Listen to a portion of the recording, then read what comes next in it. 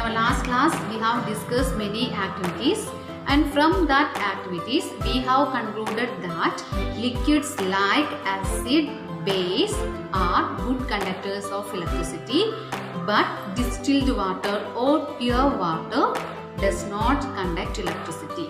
And today we are going to discuss what will happen if you are passing electricity through the solutions. This is the activity we are going to discuss. Activity 14.6 in page number 176. To do this activity, we have to take out carbon rods carefully from two discarded cells. This is the cross section of battery. Here we can see clearly carbon rods. Clean their metal caps with sandpaper. Wrap copper wires around the metal caps of the carbon rods and join them to a battery. To do this activity, pour a cupful of water in a plastic bowl. And to this water, we have to add a teaspoonful of salt or a few drops of lemon juice.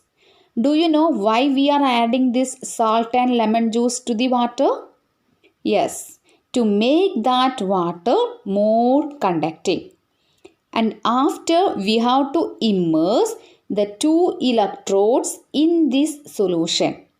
And we have to make sure that metal caps of the electrode, that means metal caps of the carbon rods, are outside the water. Please observe the picture carefully. Now we can see that the metal caps are outside of the water, isn't it? Here two carbon rods are there. One is connected to the positive terminal of the battery and another one is connected to the negative terminal of the battery, isn't it? And the carbon rod which is connected to the positive terminal of the battery, that is known as anode, and the carbon rod which is connected to the negative terminal of the battery, that is known as cathode. My dear students, you have to remember which is anode and which is cathode.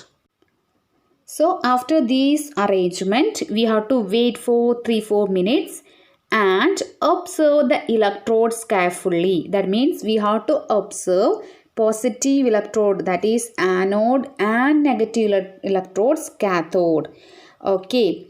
And do you notice any gas bubbles near the electrodes? That means we have to check whether any changes for this electrode and is there any color change for the water. Actually, the passage of current through chemical solutions causes chemical reactions to take place. These reactions or changes are dependent on the type of solution and electrodes. And which are the changes we can see?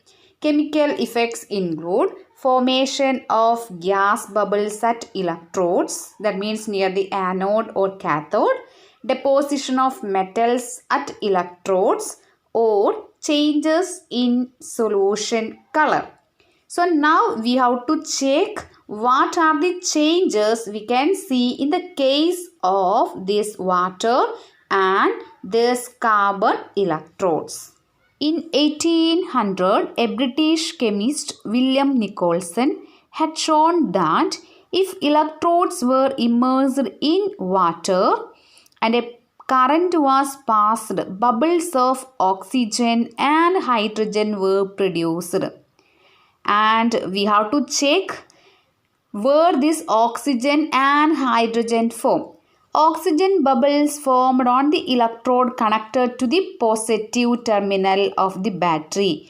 That means oxygen we can see near the anode and hydrogen bubbles formed on the another electrode. That means hydrogen bubbles we can see near the cathode. So he performed the same experiment. So when we are passing a current through water, what will happen? This water will split into oxygen and hydrogen, and oxygen bubbles we can see near anode and hydrogen bubbles we can see near cathode. So I think it's clear for you what will happen if you are passing current through water. Okay, water will split into hydrogen and oxygen. Here we can discuss another experiment. We know that some fruits and vegetables also conduct electricity. To know whether a potato conducts electricity, we have to take a potato and cut into two halves, and we have to insert the copper wires of a tester like this. And after some time we can see that a greenish blue spot on the potato around one wire. That means wire which is connected to the positive terminal of the battery. This is also we can say that one chemical effects of electric current. Next one, deposition of metals. Deposition of metals may be seen on electrodes. That we can discuss in our next class. So, thank you.